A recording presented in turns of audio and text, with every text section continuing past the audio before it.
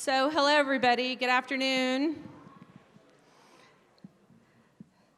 Thank you all so much for attending the 2019 Nevada County Economic Resource Council Luncheon.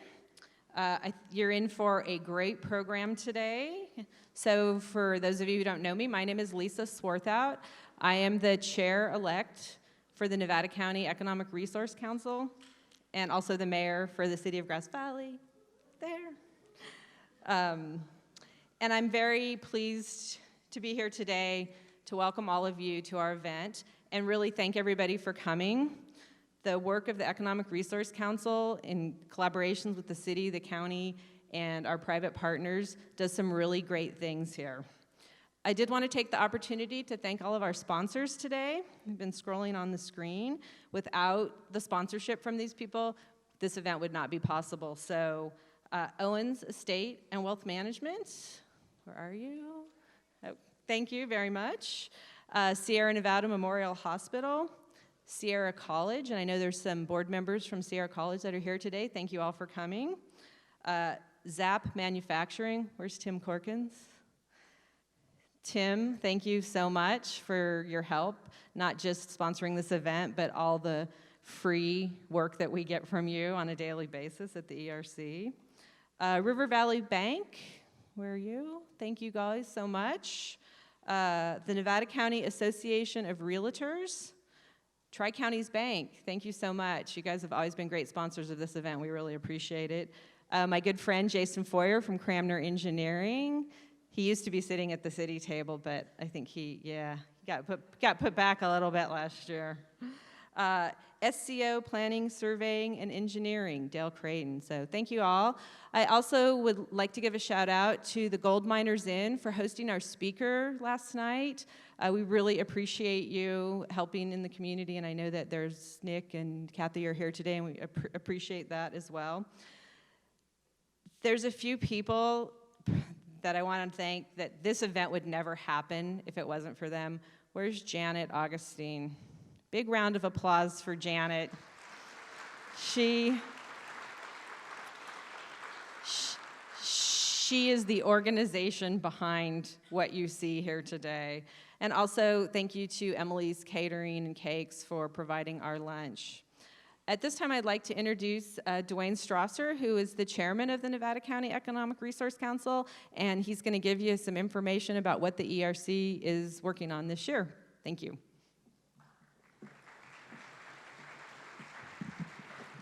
And first of all, thank you for holding your applause while Lisa was speaking, but let's give a round of applause to all of our sponsors, please. Thank you, guys.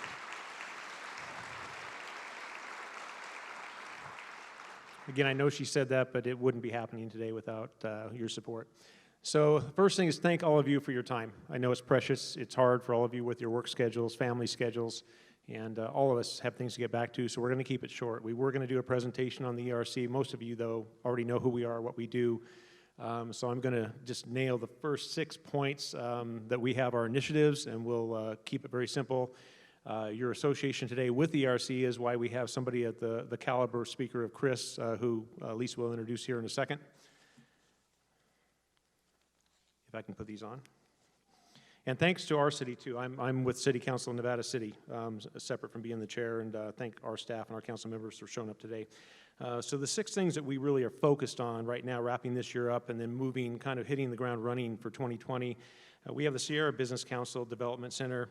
And basically, it's free counseling support for new and existing local businesses. The Talent Development Committee, building a sustainable talent pipeline. We have the Nevada County Tech Connection. And Shavati also out there in the audience, thank you so much for what you do along with Janet. There are a lot of people behind the scenes that some of you may not really know that well. They really are doing the hard work, the groundwork. And that's basically connecting the community and encouraging entrepreneurship. We have the community outreach, community development and outreach to everybody in all sectors, both private as well as commercial out there. We have the recruitment, retention expansion, recruiting new and retention expansion of existing businesses. So it's trying to find new folks to come into town to fill our vacancies, to provide a vibrant economy, but not just getting them here. Once we get them here, we have to keep them here. And we have a lot of issues in our county that we need to improve on. Again, talking about fiber, talking about internet.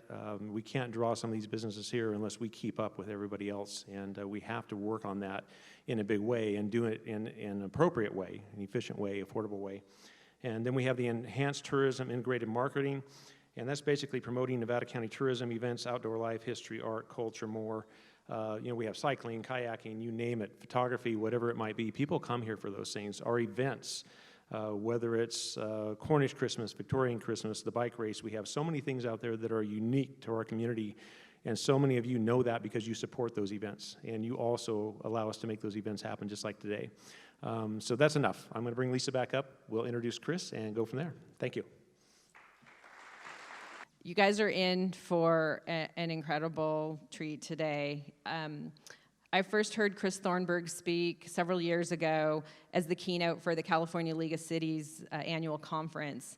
And last night I had the opportunity to spend a little bit of time with him, and I was able to repeat back to him some of the things he said 3 years ago that I actually remembered. That's how impactful his discussion was. So Christopher Thornberg is a founding partner of Beacon Economics, LLC, and widely considered to be one of the nation's leading economists. He's also the director of the Center for Economic Forecasting and Development at UC Riverside School of Business Administration and an adjunct professor at the school. An expert in economics, forecasting, regional economics, labor markets, economic policy, and industry and real estate analysis. He was one of the earliest and most adamant predictors of the subprime mortgage market collapse and of the global economic recession that followed. In 2015, Dr. Thornberg was named to California State Treasurer John Chang's Council of Economic Advisors. He also serves on the advisory boards of Paulson & Company, Inc., one of Wall Street's leading hedge funds, and of the Los Angeles Area Chamber of Commerce, Southern California's largest not-for-profit business federation. Between 2008 and 2012, he served as the Chief Economic Advisor for the California State Controller's Office and was chair of then State Controller John Chang's Council of Economic Advisors.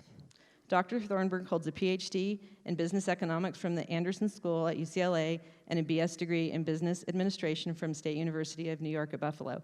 Please help me welcome Dr. Chris Thornberg.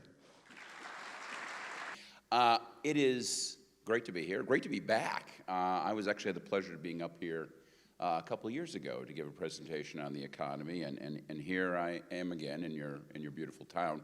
I will say that Beacon Economics, while we're based out of LA, we do work all over the state, and I have been doing more and more up in the region here, Placer County, Yuba County, up in Reno. But of course, coming back here to this wonderful place is just another, if you will, rose in that bouquet. There's a lot to talk about. There's big stuff at the global level, stuff at the national level, stuff, of course, right here in the state, and get right down here to the region. But let's just start with some of the local, some of the rhetoric that you've been hearing out there. You know, it's interesting. I think really starting about last November, when the stock market tanked, you really started to see an increase in the negativity in the press. Every time you turn around, there was another story about how economists think there's going to be another recession, and all these indicators are telling us there's got to be another recession.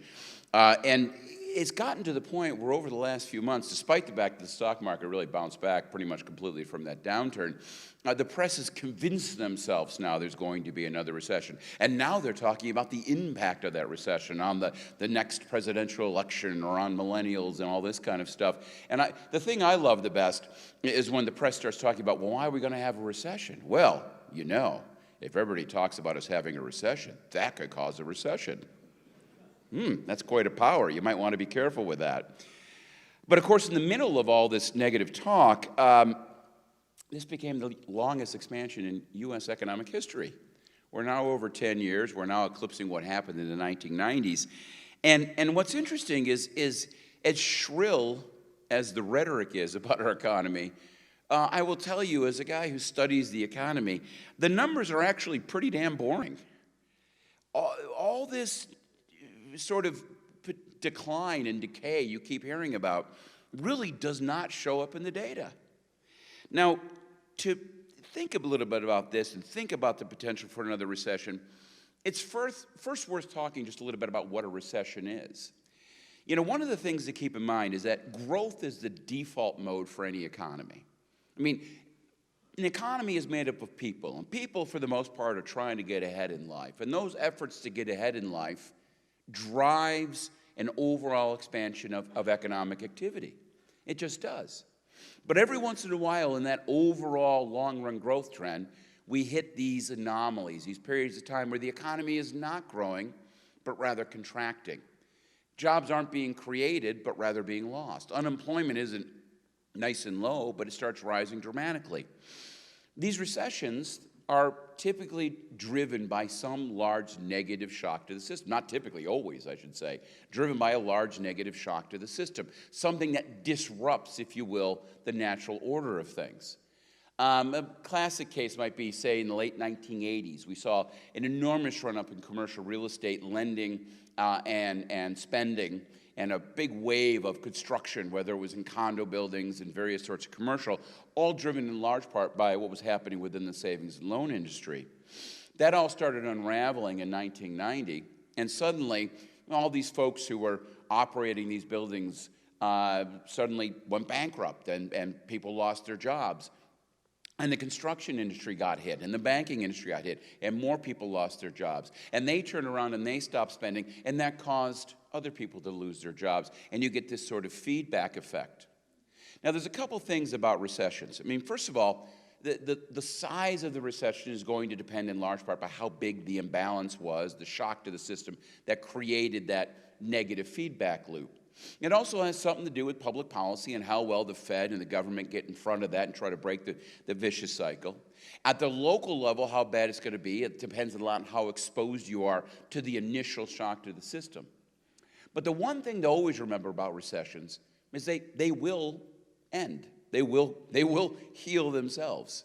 I always love the kind of political rhetoric around recessions because, you know, oh my God, the Federal Reserve saved the U.S. economy. No, it didn't. The U.S. economy saved the U.S. economy because these things do heal. Remember, growth is the default mode. It's only a function of time until that default mode reasserts itself. The Fed, the federal government, the best they can do is cover up some of the symptoms. But there's been no politician or regulator who's ever created or fixed an economy. It doesn't work like that. Now, back in 2006, when I started Beacon Economics, I left the UCLA forecast, and one of my first calls was recession. And people say, well, why did you call that? I mean, in 2006, the economy felt great. But the economy feeling great is not an indication of whether or not we're going to have a recession. Remember, recessions come from a large shock to the system. Shocks are typically driven by some big imbalance in the system. To look for a recession, what you're really looking for is that imbalance. Where is that shock going to come from? Back then, to me, it was obvious. In 2006, as good as growth was, as good as we felt as consumers and homeowners, the reality was there were a number of trends in our economy that were clearly not sustainable. And it was all driven by a huge flow of money into the household through the subprime system. Remember subprime? Subprime mortgages, subprime auto, subprime credit card, and all that debt just went to anybody who wanted with absolutely no underwriting controls, and in turn that was packaged up in these collateralized debt obligations and sold off to unsuspecting investors. A great profit-making mechanism for Wall Street, but dangerous in terms of the real imbalances it created within our economy. Indeed, in 2006, if you looked, things were out of control. People were borrowing way too much. Home prices were going up way too much. The nation was building vastly too many homes. And the scariest part of all, the American consumer was spending way too much. We saw savings rate go down to a very low level. And the U.S. was running an enormous trade deficit driven by the excessive consumer spending. It was a scary economy. There was nothing healthy about that. And of course, everything started to unravel, and indeed my fears became true as of December 2007, which was the official beginning of the economic downturn. Now, one of the things that set off the current spate of negative rhetoric in the economy has everything to do with, of course, the stock market sell-off. And that's always intriguing, because what's the rhetoric about the stock market? The stock market knows all. The stock market sees all. All hail the mighty stock market. Really? Well, let's go back in time. The Great Recession started in December of 2007. When did the stock market predict the recession? Yeah, exactly. September 2008. That's exactly right. 9 months after it began, okay? The stock market is not a leading indicator of anything. And every time the stock market dumps, it's amazing how many calls I get from the press saying, "Is this it?" And my answer to them is, "This what?" It's just another stock market sell-off. It's irrelevant. It's completely irrelevant. For everybody who thinks there's going to be a recession, my question is, why? What's your worry? What's the imbalance? What's going to cause that recession, right? Because you look at the numbers, GDP growth, not too hot, not too cold. I look at the economy, different parts of it, labor markets, consumer spending, business investment, wages, exports, energy, home production, debt levels. Everything is on safe, sustainable paths. Interest rates are still low. They've fallen again. Inflation's very constrained. Housing markets are moving to bounce back. Chance of recession in the next 24 months, really low, 10% on the outside. Now, I know that puts me on the outside, makes me that radical economist, because, you know, every time you turn around, there's another poll of economists, and all these guys are saying negative things. And this is the 2018 Wall Street Journal Next Recession poll. I'm still waiting for the 2019 one. I love this. Every year this comes out, and I just wait for it, you know. And, of course, the 2018 poll said that 60% of economists agreed the next recession was going to be in 2020. 90% said it's going to be by 2021. Pretty scary. How can I be so confident saying I don't think we're going to be in a recession in 2 years? Well, a couple things here. First of all, let's talk a little bit about the track record of this particular poll. So in 2018, these economists said the next recession was going to be in 2020. In 2017, they said it was going to be in 2019. Yeah, there you go. 2016, 2018, 2015, 2017. You see how this works, right? According to the Wall Street Journal, the next recession is always 2 years away. By the way, that's good news when you think about it. But more importantly, I like to say that, you know, if you actually fill out this survey, you've proven you're not qualified to fill out this survey. In large part because you got to keep something in mind. It's not the when, it's the why. Here's my honest answer. People say, well, when are we going to have our next recession? My honest answer, built on 20 years of economic forecasting experience, is, I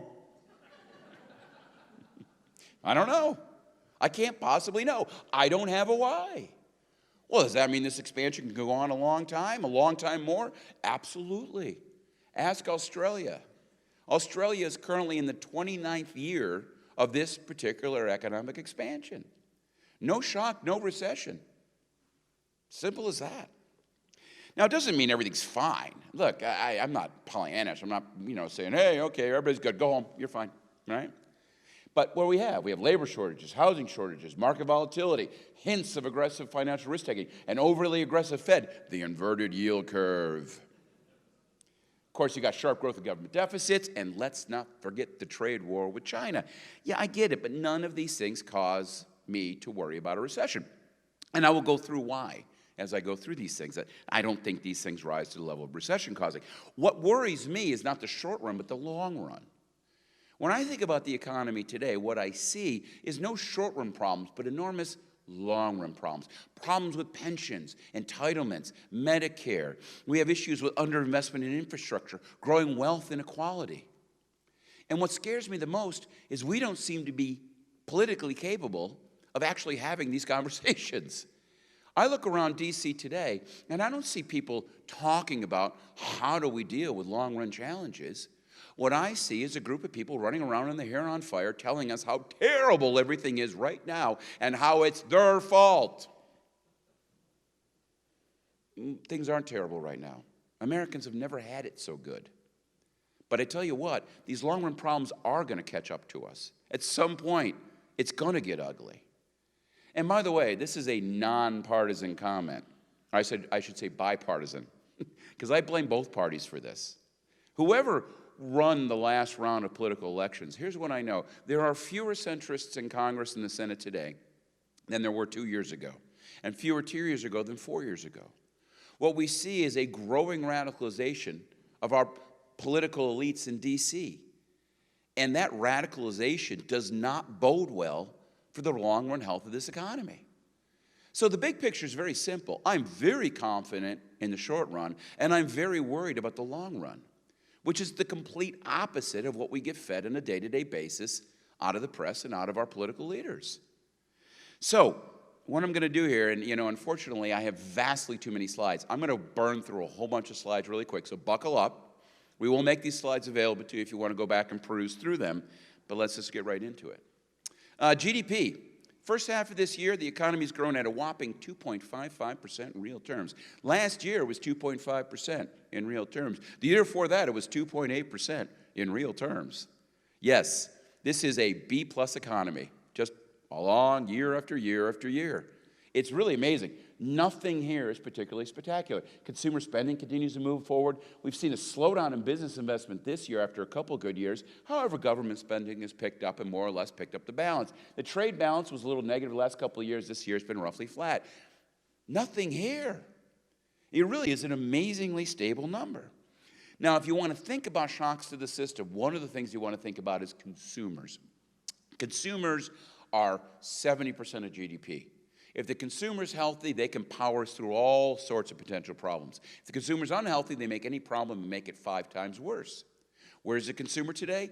The consumer is as healthy as they've been in 30 years. Look at the left-hand side. Overall consumer spending has been quite moderate since the recession really came to an end and we had a nice bounce back in the economy, growing a little less than 3% on par with overall GDP growth. More importantly, on the right-hand side, this is personal savings as a percent of income. Savings rate.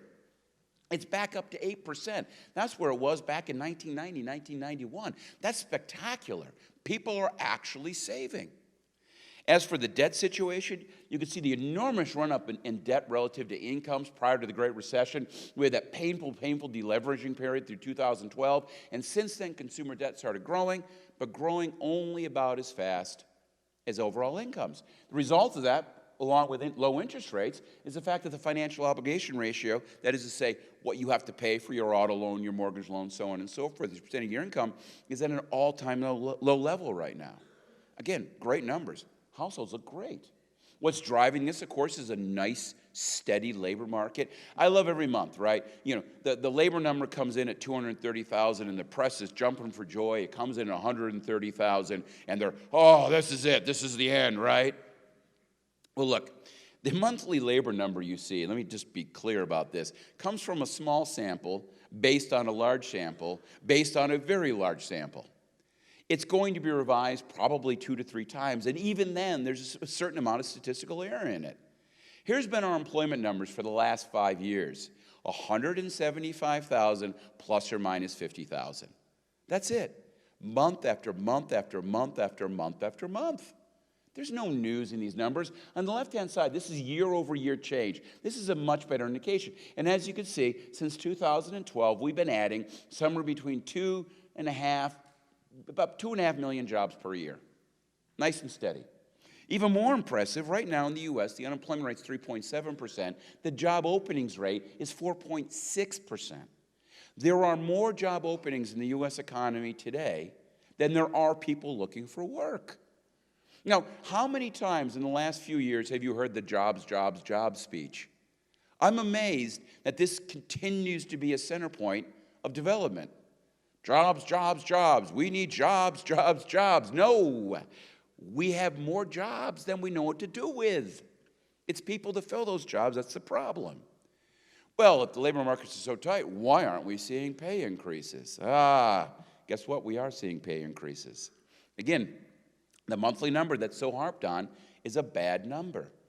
Every economist and statistician who understands the survey that those numbers are derived from understands there's a problem with that data. The Atlanta Fed knows about it. They got some bright economists, the Atlanta Federal Reserve. They do something called the wage tracker, where they clean up the current population survey data. This is great data, and I inflation adjusted it. Over the last, really 5 years, 4 or 5 years, average wage gains have been about 3.8% per year. Median wage gains about 1.8% per year. These are good numbers. Average wage gains are better than the last expansion. Median wage gains are about the same. And by the way, you want to know where the greatest wage gains are? Out here in the West. We see the fastest pace of wage increases in the nation right now. These are great numbers. Well, maybe that's the case, but workers have a long way to go to catch up. Well, what do you mean by that? Again, this is part of the rhetoric you hear all the time, that how dismal things are. And, one of the front and center on this is a number I just love to death. It comes off the census. It's a very scary number. In 2017, according to the census, the median wage for a male worker was $40,000. In inflation-adjusted terms, that's exactly the same in 1973. American male workers haven't gotten a raise in over 40 years. That doesn't smell right, does it? Does that sound right to you? I was 6 years old in 1973, but I've seen some movies, some pictures. It looked kind of crappy. I don't know. I'm sort of dubious that life was so much better or as good in 1973 as it was today. And let me give you a couple examples of that. Back in 1973, life expectancy was 67 years old. Today it's 76. Infant mortality was 1.7%. Today it's 0.5. Crime rates are down. Violent crime rates, despite all the mass shootings, absolute horrible issues. Overall violent crime is way down. Murder rates are way down. The percent of the population with college is higher. We live longer, safer, healthier. We are more educated. Where's this in the data? And here's the answer. It's not in the data. You got to remember that incomes are driven off of transactional data. It's not a metaphor for quality of life. Not even close. There are all sorts of increases in quality of life that don't show up in the wage data. It doesn't show up in the income data. It just doesn't. And that's important because we're constantly pretending these numbers tell us something they don't actually tell us. And this isn't even the whole of it. Another big problem with that is technology. When economists come up, you've probably all heard this, right? The big conspiracy theory is the inflation numbers are way understated. Inflation's much worse. Actually, quite the opposite. Inflation is vastly overstated. Why do I say that? Well, look, if you want to come up with measures of inflation, what do? Well, an economist looks at a basket of goods last year and a basket of goods this year. And you say, well, last year this basket of goods would have cost you $100. This year cost you $108. Therefore, inflation's 8%. But the problem there is when you think about how much you spend on a car, how much you spend on food, the quality of that is not the same year to year. Cars improve dramatically on a year-to-year basis. So one of the things economists have to do to come up with a realistic inflation number is figure out how the quality of the product has changed from year to year. And that is difficult. And in a lot of cases, we can't possibly do it. One of my favorite examples is this silly thing, a smartphone. Now, when I started doing this part of my talk, I did this dumbest thing in the world. I'd ask the audience, who here has a smartphone? And the answer is, you all do. Well, maybe. In fact, this is my new poll. Does anybody here not have a smartphone? They're beautiful. I love it. We got 2 Luddites in the audience. Bless you. Bless you. 85% of Americans have a smartphone. By the way, you go to Bangladesh, 50% of people have a smartphone. Now, mind you, when was a modern smartphone invented? 2007, exactly. First iPhone came out in 2007. Now, mind you, that's the same year the Great Recession started. We still lived the Great Recession, but we all assume everybody had a smartphone in their pocket forever. Well, we didn't. And you got to think about the smartphone and what it means for life, right? You have a smartphone in your pocket. You have unlimited access to information, unlimited access to entertainment, unlimited access to communication with anybody in the world in video. Star Trek didn't have that, okay? You can talk to doctors, you can talk to lawyers, you can do banking, you can do checking, you can do buying, you can do selling without ever moving from the spot you're sitting in right now. This is an enormous game changer. And no economist knows how to feed this into the inflation statistics. We don't know how to deal with it. So we don't. We just kind of ignore it, but you can't. Now, mind you, what did a cell phone look like in 1973? Something like that. Now, the cell phone is probably a smartphone is probably the most obvious pictures of this, but you can go through it. A modern car today, a Hyundai. Most people would sneer at driving a Hyundai. Really?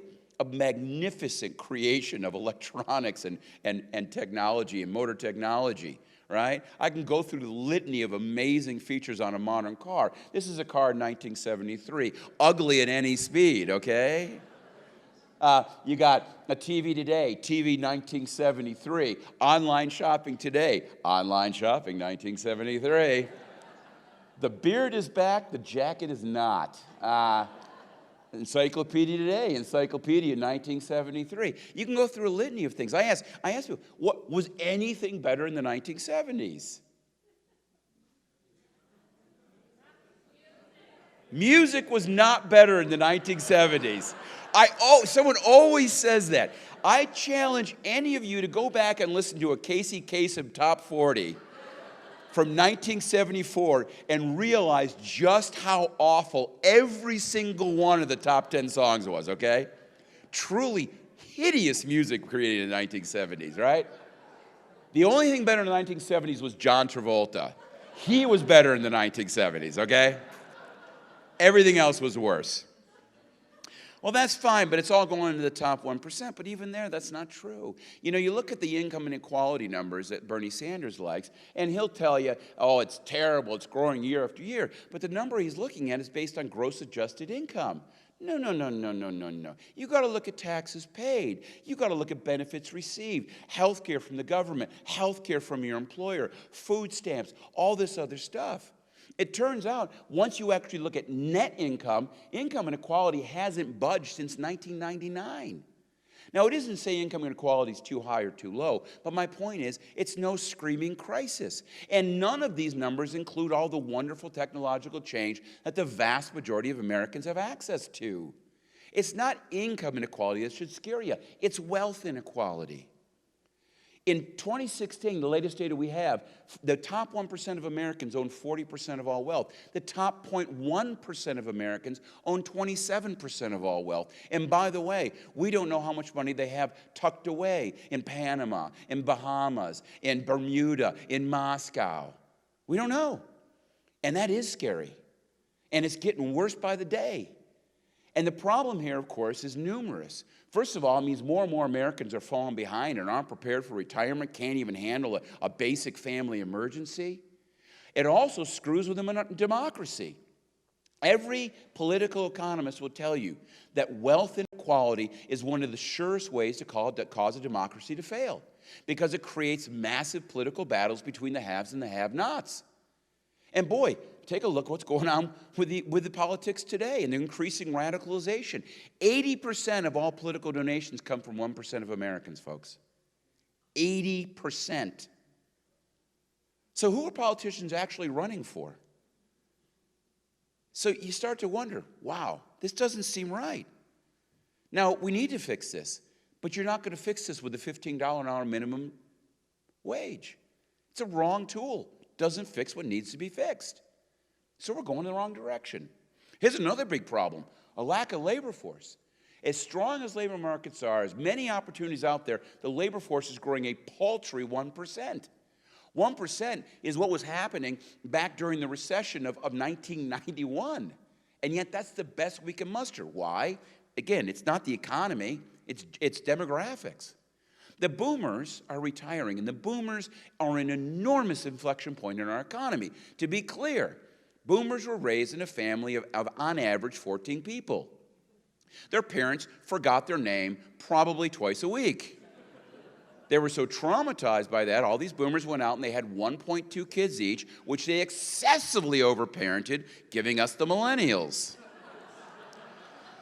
Power Xers, power. Hold strong, my people.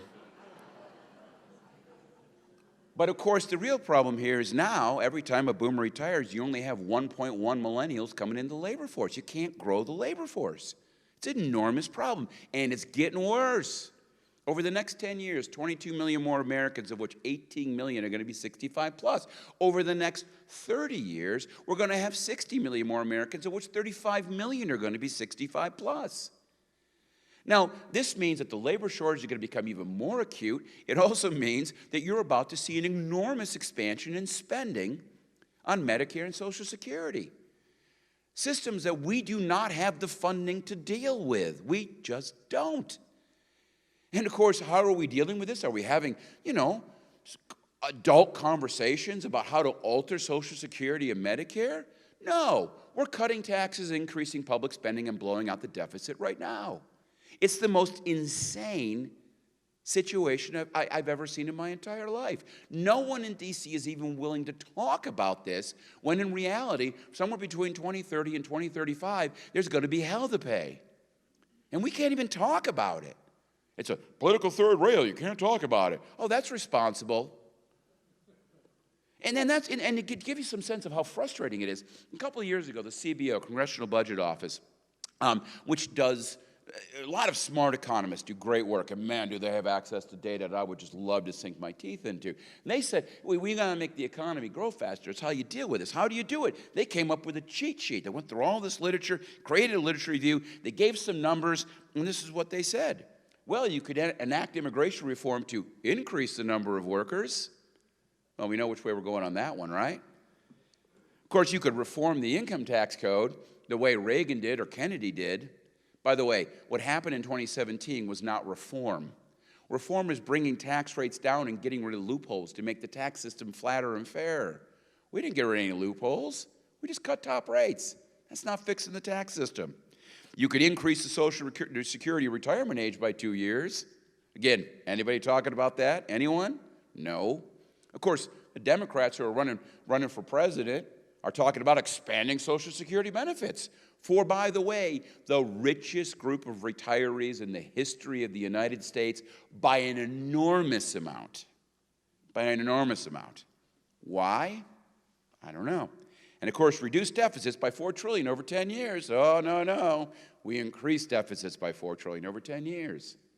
So think of that. The Congress's own economists gave them 4 things to do to make the economy grow faster, and they have attempted to do the exact opposite. This should worry everybody. It's a complete disconnect. Well, how about manufacturing? Where's manufacturing? Well, manufacturing's gone flat. There's no doubt about it. Durable goods orders have dropped down a bit. You hear it in the paper all the time. Now, mind you, is this that big of a deal? I mean, hey, listen, manufacturing output went negative back in 2016. Everyone remembers that terrible recession, right? No?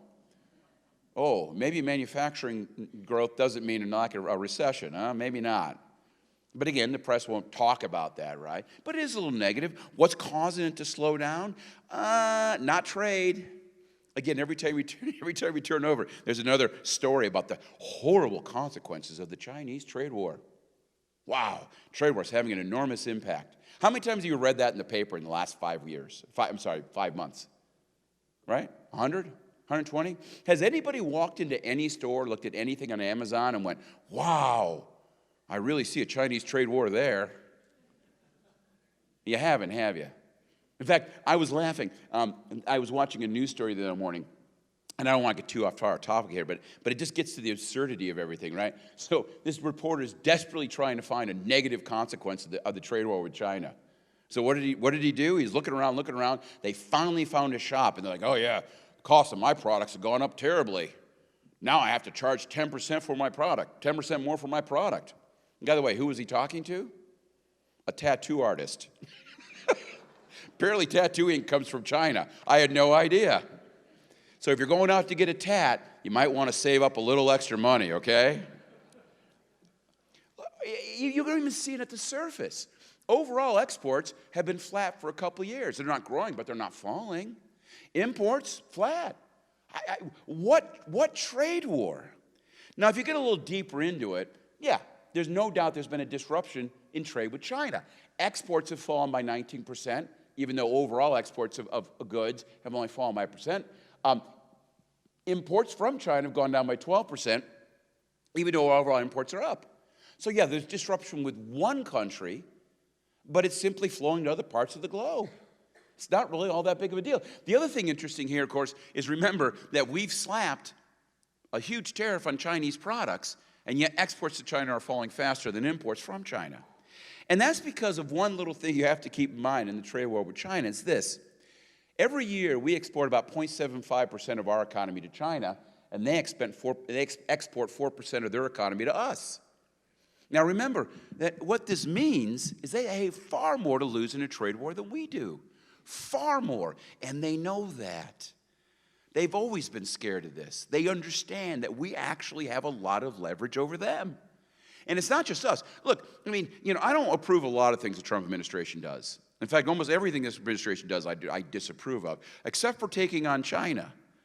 This is, yes, thank you. China signed on to the WTO 20 years ago. And every year since then, they've gone out of their way to violate blatantly the vast majority of rules in the WTO. No, economists say there's gains from trade. There are.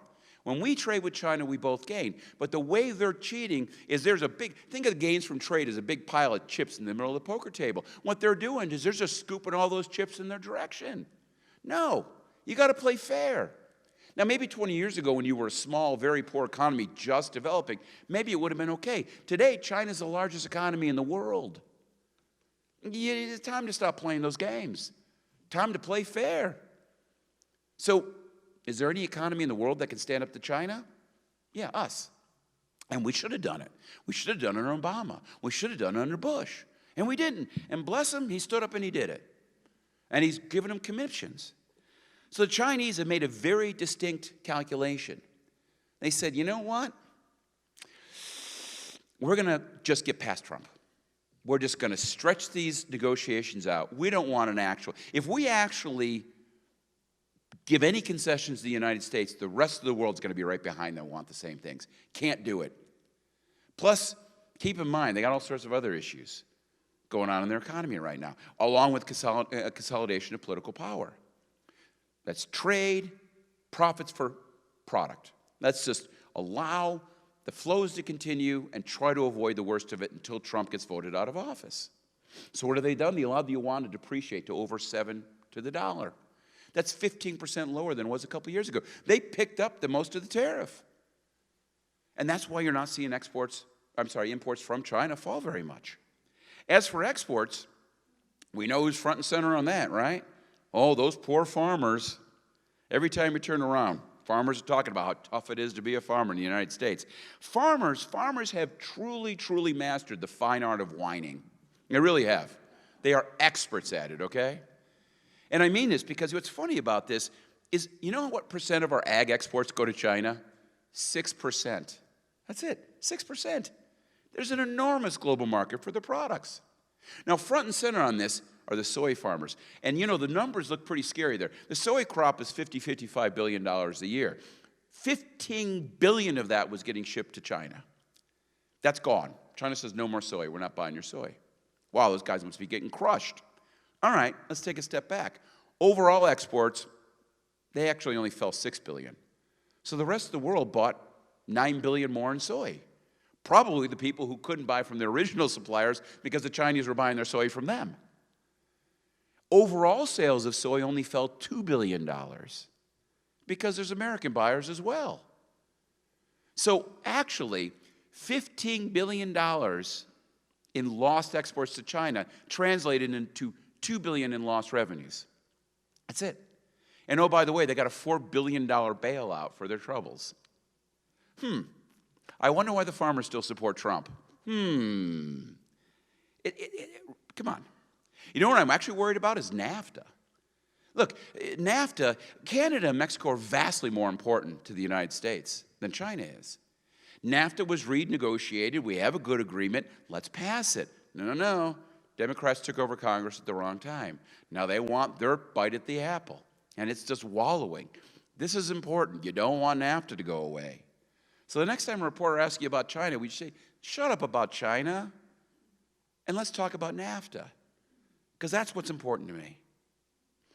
How about housing? Where's that? Well, it's stabilizing. We heard about the big housing sell-off. Everything's going to collapse again. Just wait a year. You're going to be able to buy your house for 30% less. Not quite.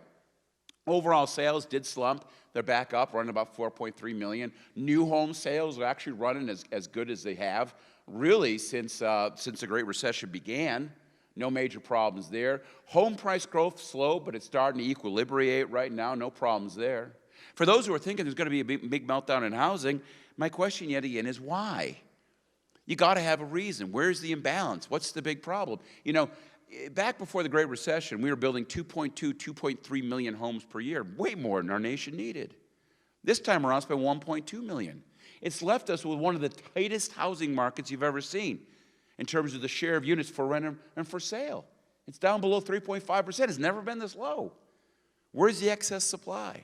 And of course, with all the restrictions on mortgage lending, you haven't had a lot of new buyers, but the silver lining there is the fact that the median credit score for a mortgage borrower over the last decade has been above 750. And overall, households are saving lots of money, and they don't have a lot of debt. You start to think, you realize, wow, this is probably the healthiest housing market we've ever seen. Why would it melt down? And the answer is it wasn't going to. There wasn't a chance in hell that was going to happen. Now, what caused it to slow down and what's going to cause it to speed up in the second half of the year, of course, is interest rates. Interest rates started to rise last year, and at one point in time, it got to 5%. I still remember having a conversation with a journalist. Well, these interest rates are pretty high. No, not quite. Well, at 5%, it was 3% a couple years ago. Yeah, but 5% isn't high. Again, I'm a Gen X. Who's Gen Xer out there? If you're a Gen Xer, that means you had the privilege of listening to your father tell you, I don't know, about 14 times a month about the 87% mortgage rate he paid in 1982, okay? Maybe it was 73%, I don't know what it was, but it got higher every year. I'm not sure how that worked, but it was really high. But of course, now it's back down again. The stock market dumped, the bond market rallied, and we're back to 3.5% mortgage rates. Time to go refi. Share of homeowners by cost, getting better and better all the time. It's interesting. One of the things in the Democratic debate, there's another one tonight, I believe, right? We're talking about the terrible costs of housing on American citizens. It's a huge crisis. It is? You look at the numbers. Actually, the share of homeowners spending less than 20% on their housing with a mortgage is now over 45%. Those over 35% are down to 20%. Again, people are suffering. These numbers look great. And that's true on the rental side as well, right? The share over 35% is falling, under 25% is rising. Apartment rents, nice and steady.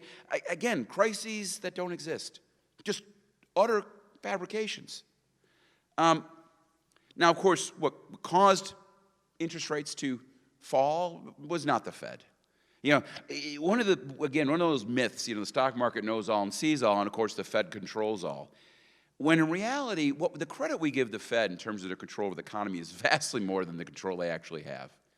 It is a very small rudder on a very, very large ship. They have some guidance, but nowhere near as much as you might think. Now, the big issue, of course, is the Fed kind of got caught with their pants down.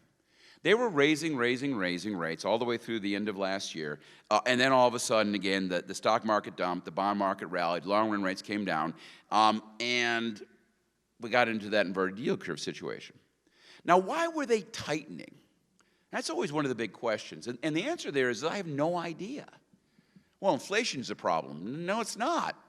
I mean, look, last year inflation hit 2%, which is Fed target. That's not a panic point. That's when you send them flour and a candy and go, hey, finally you hit target. Congratulations. And, of course, since then, it's slowed down again. Inflation is running 1.5% right now. The other side of it, of course, you look at money supply growth, which ultimately determines inflation. Money supply growth is slowing down tremendously because of the end of quantitative easing, unwinding of quantitative easing. There's no chance of inflation in our economy. So why would they tighten? I honestly don't know why they were tightening, except for the fact that the current head of the Federal Reserve, for the first time ever, no, not first time in 40 years, is not an economist. He's actually a lawyer. There's a lot of good things lawyers do, for any lawyers out there. I mean that.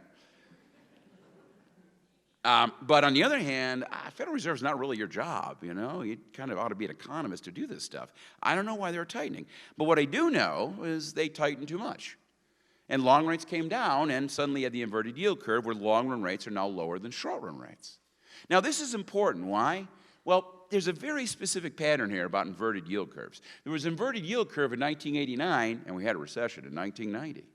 There's an inverted yield curve in 2000, and we had a recession in 2001. Inverted yield curve in 06, and we had the Great Recession in 2007 and 8 and 9.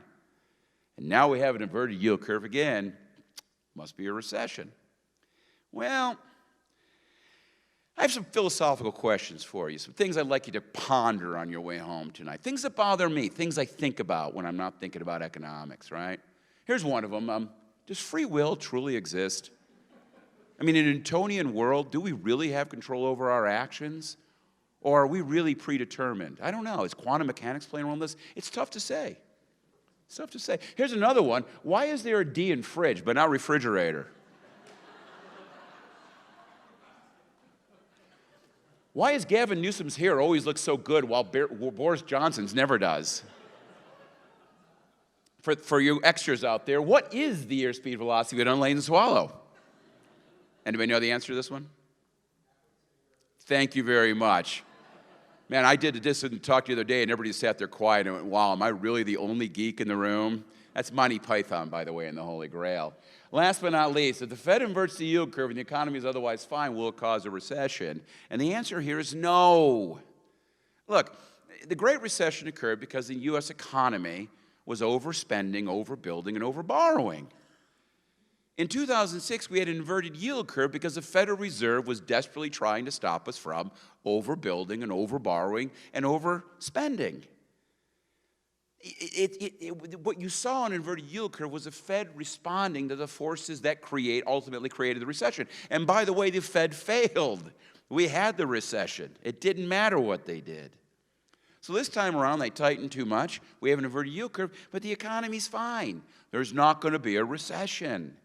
It's an irrelevant statistic. Correlation is not causation, period. So what about the stock markets? Why are they all over the place? I don't know. You probably have to ask them. Stock market's crazy right now. We've had 6 major sell-offs in a decade. 6. The stock market has never behaved like this. In a typical expansion, you'll see 1. 6. What's driving it? Almost assuredly high-speed trading. It's not good. You'd think someone in the SEC would pay attention to this, but nobody cares. Nobody's paying any attention, and it worries me. But what it means in the short run is just put money in stocks and stop paying attention to it. Don't think about the stock market. It's not a leading indicator. And whatever you do, don't try to time the market. It's a sucker's game. They love it when you do that stuff. Just put it in your 401k and leave it alone. Best thing to do. What about regionally? What's going on here? Now, this is unemployment rate on a state-by-state basis. And you notice there's lighter and darker colors. The lowest unemployment rates in the nation are actually in the Midwest and the Northeast. In fact, the lowest unemployment rates in the nation is tied right now between Iowa and Vermont. Look, this is net migration on a state-by-state basis, and people are moving. And what's interesting is the tightest labor markets in the nation are not driven by the hottest economies. The tightest labor markets in the nation are driven by a lack of workers, because in turn those workers are moving someplace else. And by the way, where they are moving are also places that are growing at an above average rate. Oregon, Idaho, Nevada, Arizona, South Carolina. Hottest economies in the nation right now. Washington, Montana, Colorado, Tennessee, North Carolina, Florida, coming in right behind. In a labor-constrained nation, where people move determines what places grow. Simple as that. It's a very basic cause and effect. Except for one place.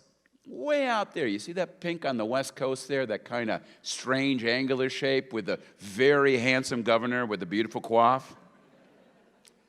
We have a negative number. People are moving out of the state. Yet we are, besides all the rhetoric, not a place having an economic problem, nor are we a place people don't want to live in. Quite the opposite. You look at the numbers, California has one of the hottest economies in the nation. The last 5 years, up to the beginning of last year, California had the tied for the fastest rate of output growth, top 10 for job growth. This was a state that has been just booming along. We're not holding the U.S. economy back. We're pushing the U.S. economy forward. California's share of national personal income never been higher. As already noted, wage growth in the West higher than any place else in the United States right now. Well, sure, but it's all the Bay Area. I love this rhetoric. You know, last year, California became the 5th largest economy in the world. But the naysayers, they always have to have their little, dig. In this case, it was Joe Cochran from Chapman University, and he said on the radio, well, it sounds like good news, except for the fact that almost all income growth and high-end job growth took place in Silicon Valley. Rest of the state, total hellhole. New rule for those of you who are Bill Maher fans. You're not allowed to have an opinion before you have a fact, okay? You're just not. Look, between 2014 and 2017, California added 1 million full-time jobs. Of those 1 million full-time jobs, 550,000 paid over $100,000 a year, okay? These are pretty damn good jobs. 200,000 of those in the Bay Area, no doubt about it. Bay Area is an insanely strong economy. A lot of good things, a lot of money being made in the Bay Area right now.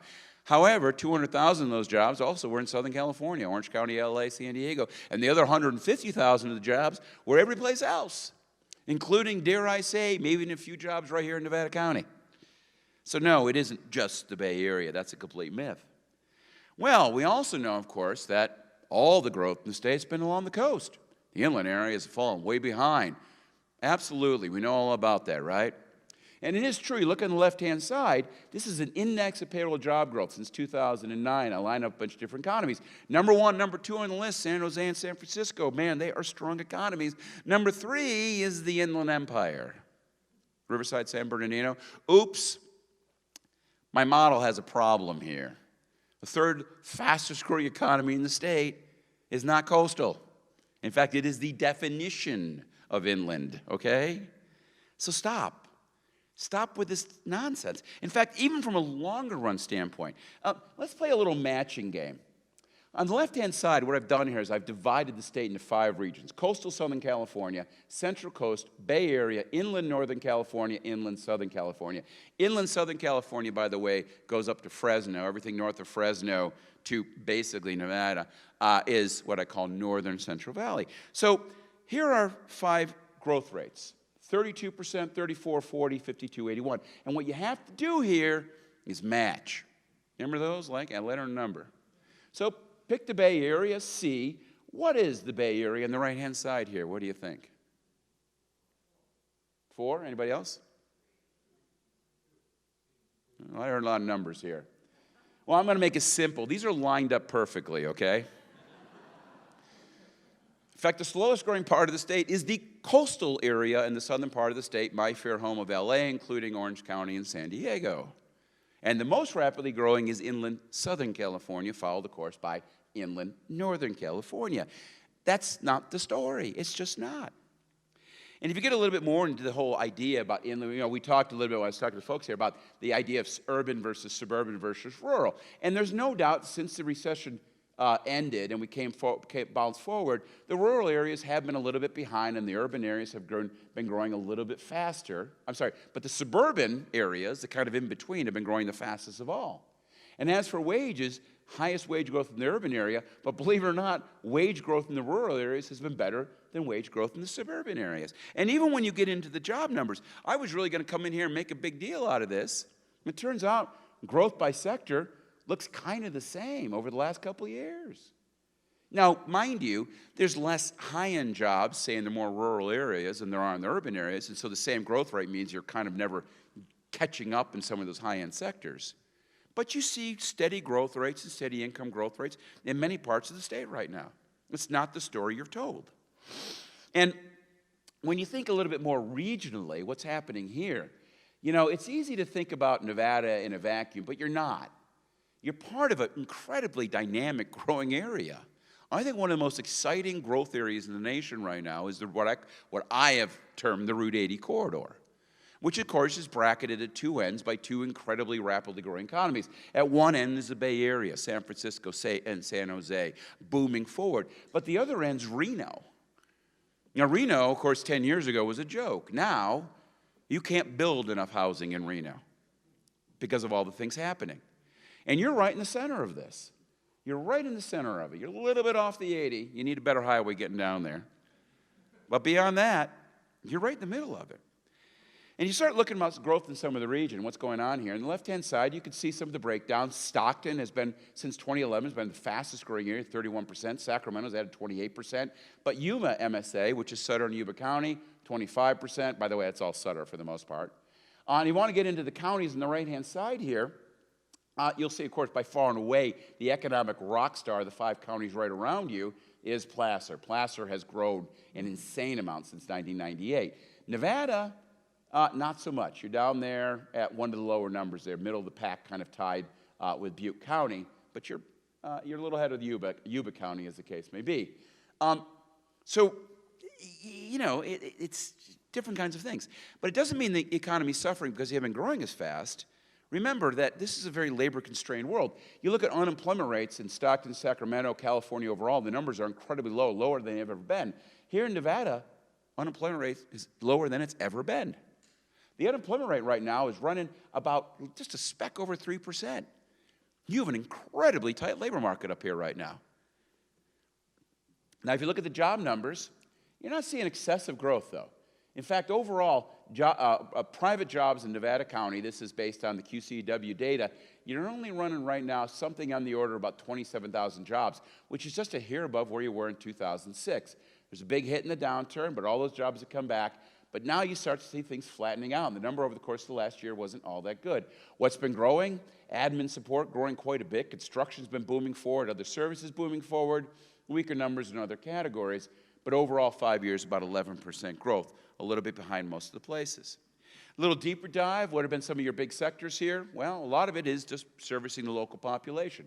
Restaurants and other eating, about 3,000 jobs here, good solid numbers there. Grocery stores, individual family services, building equipment, some professional jobs, traveler accommodations.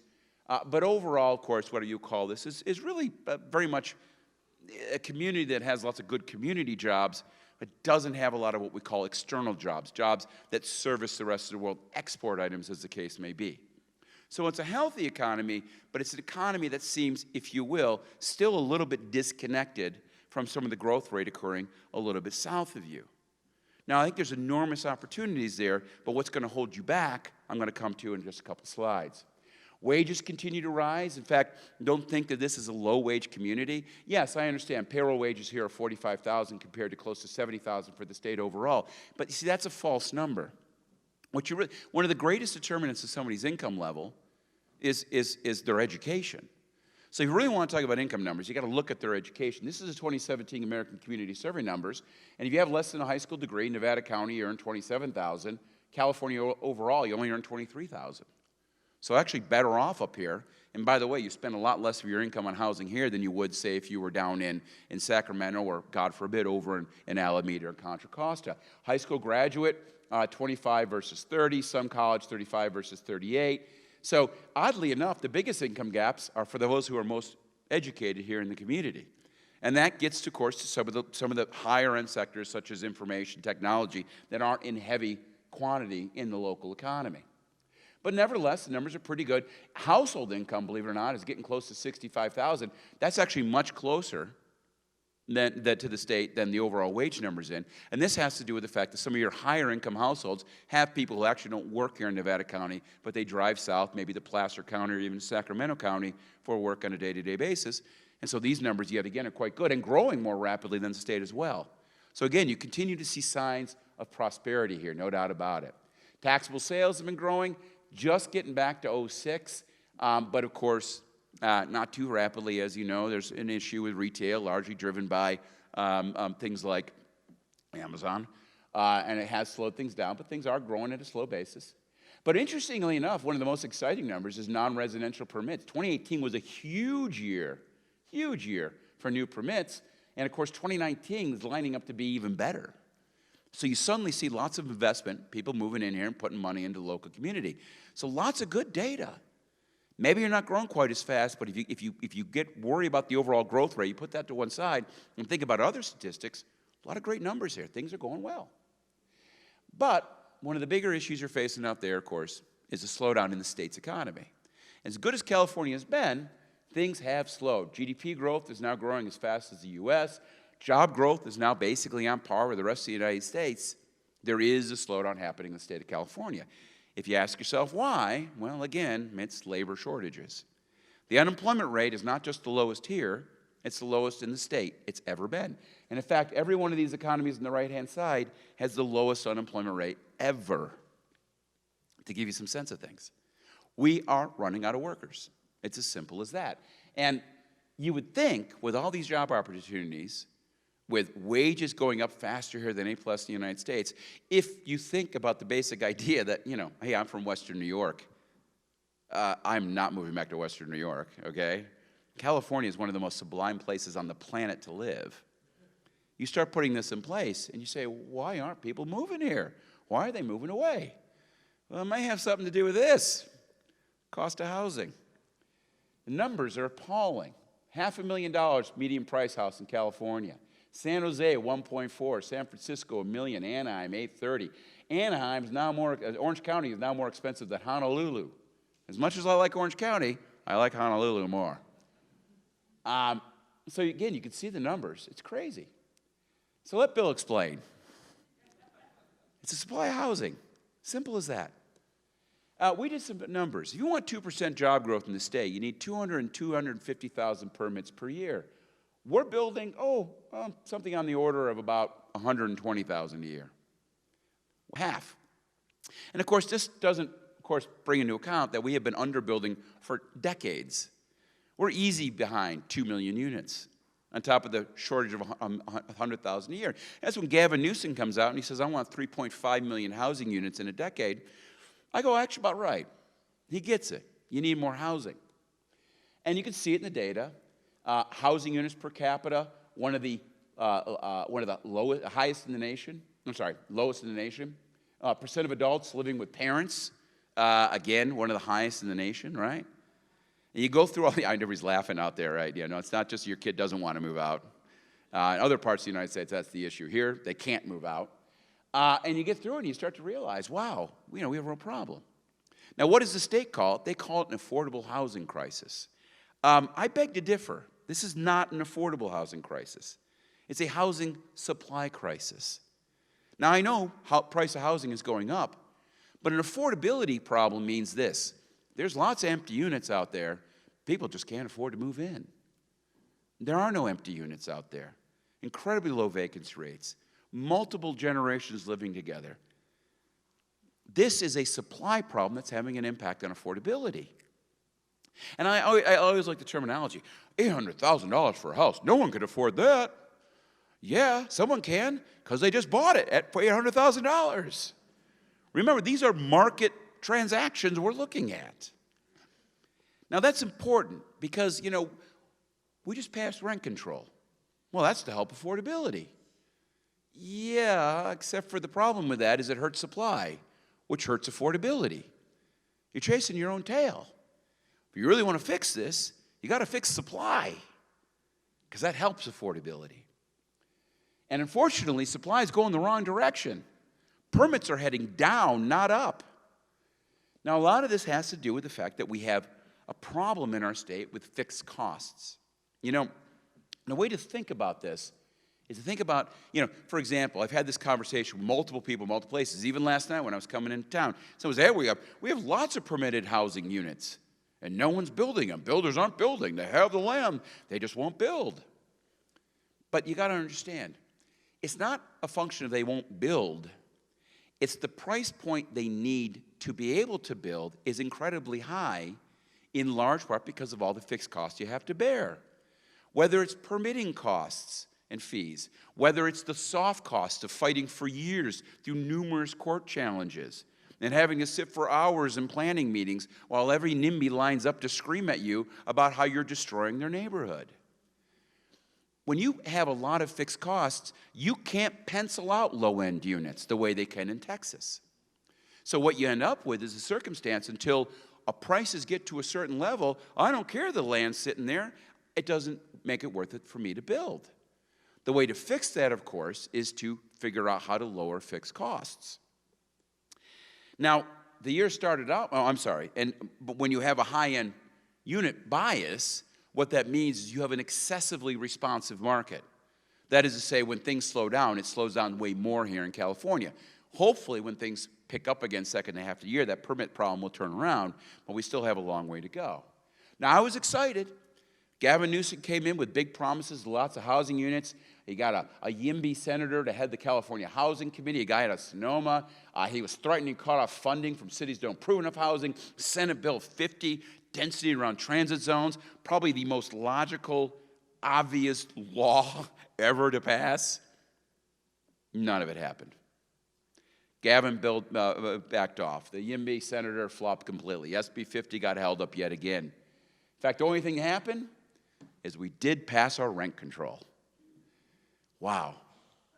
It's like you can't have a serious conversation about these things. You got to build more.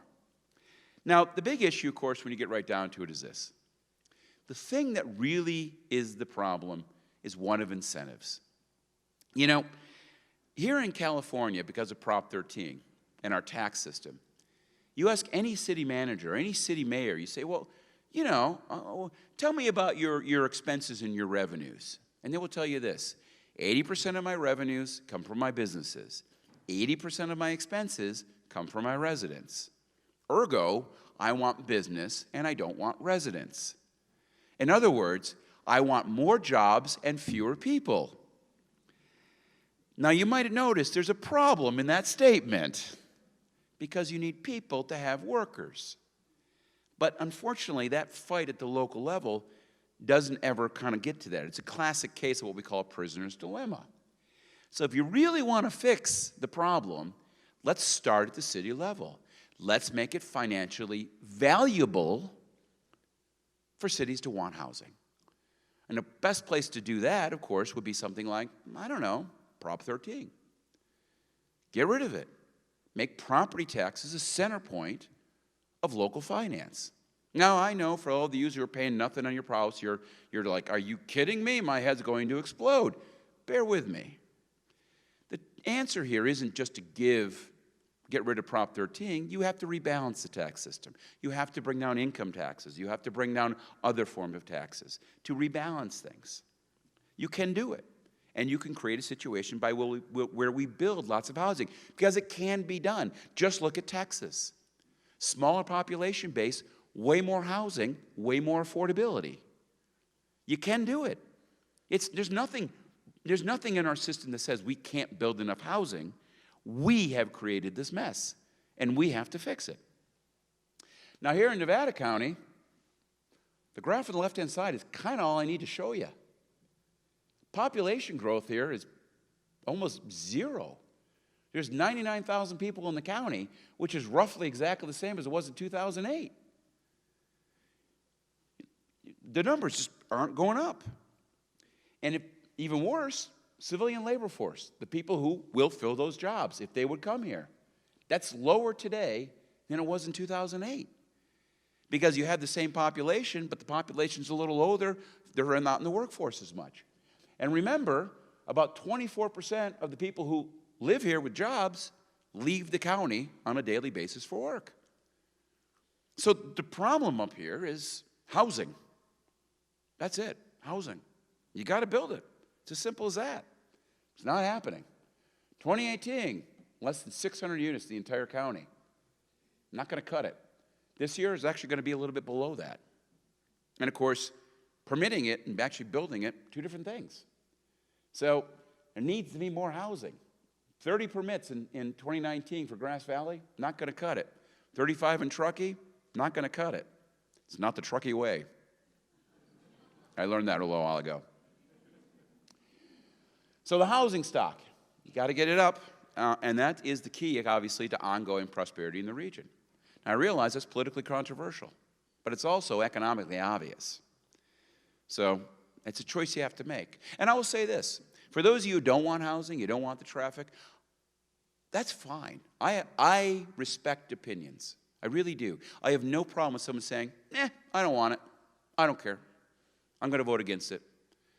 When I start having a problem is when someone says, I don't want to build any housing, but I also want to know why my kids can't afford a house down the street. I don't want any more housing. Why is my county going bankrupt? You know, you can't say those things. You have to recognize the key to economic growth, the key to having your kids live down the street is housing, for better or for worse. So be honest about your opinions. If you don't want housing, understand the ramifications of that and be happy with it. If you do want housing, understand the ramifications of that and be happy with it. It's a choice to make. And everybody in this room has the ability to make that choice. So, it's obvious. Economy's fine. It's fine. It really is. In a couple of years of good growth, I mean that for the nation, I mean it for the state, I mean it right here in Nevada County. GDP is going to be up, labor market's tight, wages are going to continue to go up, exports are going to be fine, inflation's constrained, interest rates low, debt levels are safe, and where people move is going to determine who grows a little faster than everybody else. Labor shortage is a problem for local businesses. Housing short supply is tightening, pretty problem here. What's the Fed going to do? What about those weird equity markets, the federal deficit, bank lending, political uncertainty, critical policy issues remaining undisclosed? But to me, the biggest problem is miserableism. I love this word. I've been using it for years, miserableism. It's a real word. It's philosophy of pessimism, right? And that's the biggest issue. We've never had it so good, particularly here. I mean, you got your smartphone, you got technology, you got incredible cars, your incomes are going up. And by the way, you live here. You got everything. So with that in mind, can we sit down and have conversations about the real issues as opposed to having this bizarre national pity party? Well, we don't have problems right now, but we're going to have them if we don't grow up and start having the right conversations. Thank you very much.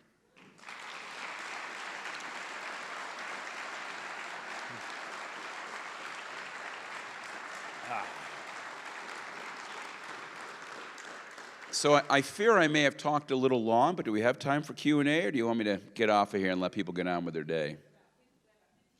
We got 15 minutes. I got lots of time. I'm feeling time rich. So if you have a question, raise your hand and belt it out. Yes, sir. Thank you. You mentioned in your presentation, excuse me, halfway through or so, the baby boomer generation. Yeah. And the oldest baby boomer turned 73 this year. The youngest one became a baby boomer at 55. Right. And that, at this point, as I recall, represents about 27% of the population of this country. Can you comment about the effect of those people getting older and going into Social Security and needing? Well, we already did, right? I mean, think it's a you fiscal, did. yeah, it's a fiscal crisis to come. Yeah. That's the downside. But there's an upside, which is a couple things. I mean, first of all, boomers don't have to retire. I mean, it's the healthiest senior generation ever. We should have all the incentives in the world to keep them in the labor force. And I think a lot of them are going to stay. I mean, you know, we always talk about low participation rates. Actually, participation rates for people 55 and above are going up pretty sharply, and they continue to rise. So there's lots of opportunities there. If you're thinking from a sort of business perspective, you also want to pay attention to that. Because again, think of this. Over the next decade, the number of people, say 25 to 45, isn't going to change. There's going to be an explosion of people 65 plus. Classic case. I was at an event the other day, not the other day, maybe a year and a half ago. We do a lot of work with the California Nations Gaming Association. And I was at an event where there was a panel, and they were in panic. Why were they panicking? Because millennials don't go to Indian casinos. To which I said, why do you care? You're about to have, something on the order of 20 million extremely well-off, very bored boomers with lots of time on their hand. So, you know, you need to be thinking about this from a business perspective as well. So, you know, you need to be thinking about it from a workforce, from a business perspective, and from a fiscal perspective. It's a huge issue. As for us extras, you can just forget about us like we always do, okay? Okay. Thank you. Assembly Bill 5, which is the Uber bill, passed the legislation yesterday, and Newsom is set to sign it. Do you have any comments on how that might affect the California economy? It's not going to affect the economy, per se, because the vast majority of workers are already formal workers. You know, again, none of one of those myths. There's nothing more I love to do as an economist than just burst myths. And another myth is the myth of the gig economy. Never before have so many people worked as independent contractors. BS completely. Never have so many workers actually been in formal employment, believe it or not, right now. It's the exact opposite. Now, there is an enormous gig economy out there. I mean, you look at a system like Lyft, and for the record, we actually did, in the context of this, we did a big project for Lyft. And over the last couple of years, Lyft has had over 300,000 people driving for them. Do you know what the average number of hours a week a Lyft driver drives? 4 hours. Now, mind you, that's not because they all drive 4 hours a week. It's because they come and go. You know, whenever I get into an Uber or Lyft, the first thing I do is I ask the driver, so what else do you do? Because a tiny percentage of them actually drive full time. The vast majority of them, well, I'm a student on break. I met one guy, one of the coolest drivers I've ever had. He was a gig musician. 8 months a year, 7 months a year, he traveled with a band. I said, well, you're doing Uber now? He goes, yeah, my wife wants a pool. Cool, you know. So the problem here is Uber and Lyft generated an amazing system. I mean, you can go any urban area and you can instantaneously get an Uber or Lyft ride, right? I mean, it's amazing how well the system works. And it works almost entirely on the basis of truly informal workers, people who just have a choice to turn on or turn off when they want. And the system works wonderfully. People get to make a little extra money. You get to go to where you need to be. What's the problem? What is the problem? There is none. Except for, of course, for this radical from San Diego who is interested in unionizing the Uber system. To me, it's not that by itself it's going to have a negative impact on our economy. It's just another symptom of how politics is just so disengaged from reality. And it's almost like they just want to kill all our fun, right? Just let those people go out and make their few extra bucks. Go find something else, someone else's day to ruin, you know what I mean? But here we are, more bureaucracy. Hi, thanks, great presentation. Could you reflect on how you see the impact of student debt in the younger generation as their high-wage earners are graduating, and they can't create wealth through home ownership because they're saddled with student debt? Could you just reflect on first that? of all, let's, again, myth busting. Here we go. We got so many places to start on this one. First of all, what does the average student graduate with in terms of student loan debt? $30,000. By the way, that's a biased sample because it neglects the 35% of people who graduate with no debt at all, okay? So if you look at everybody, it's about $23,000, okay? That is not a life-altering event. It doesn't prevent you from owning a home.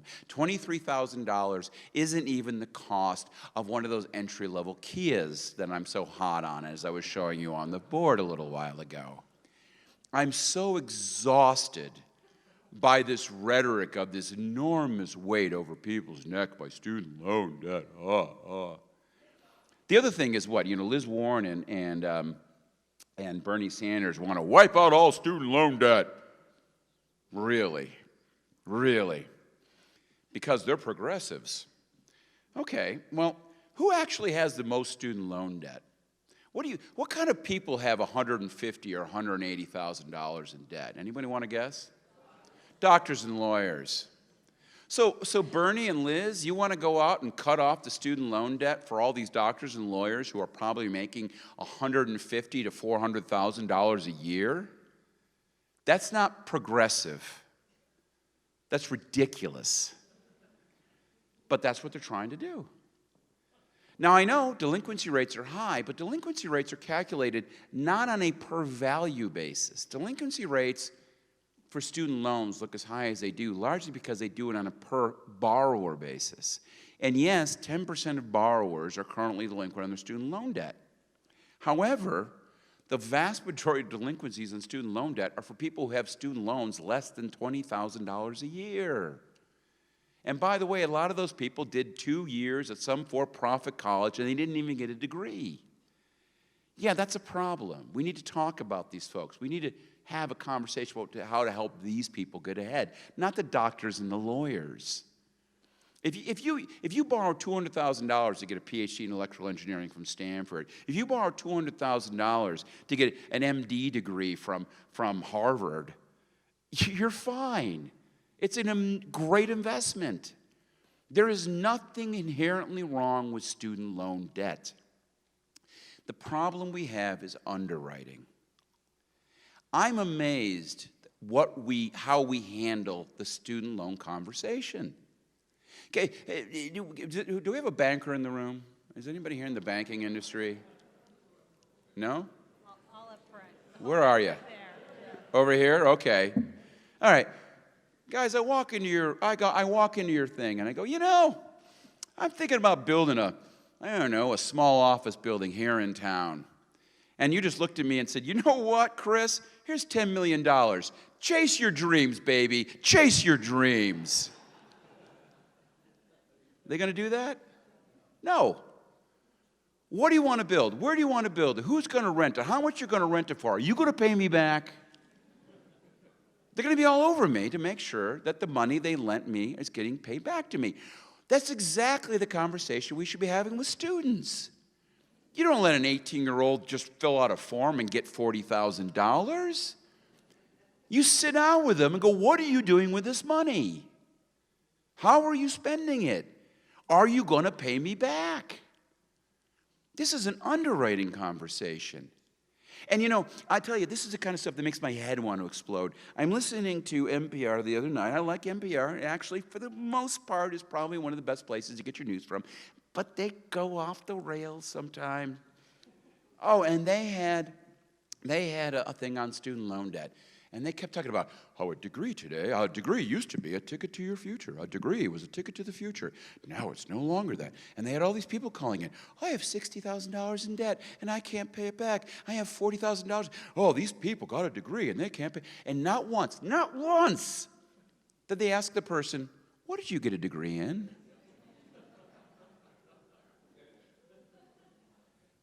I worked in the university system. As far as I'm concerned, the day every single student shows up on campus, they should get a piece of paper. This degree pays this much for the first 5 years. This degree pays this much. This degree pays this much. This degree pays this much. All the way down the list, ranked top to bottom. That'll never happen because those departments at the bottom end don't want their classes to be emptied. Again, what are we doing? It's not a student loan problem. It's an underwriting problem. Let's have the right conversation about the right problem. A degree is not a ticket to your future. Skills are the ticket to your future. Go out and get skills. All right, I think that's it. I busted it off myths. Thank you very much, everybody. Have a great year.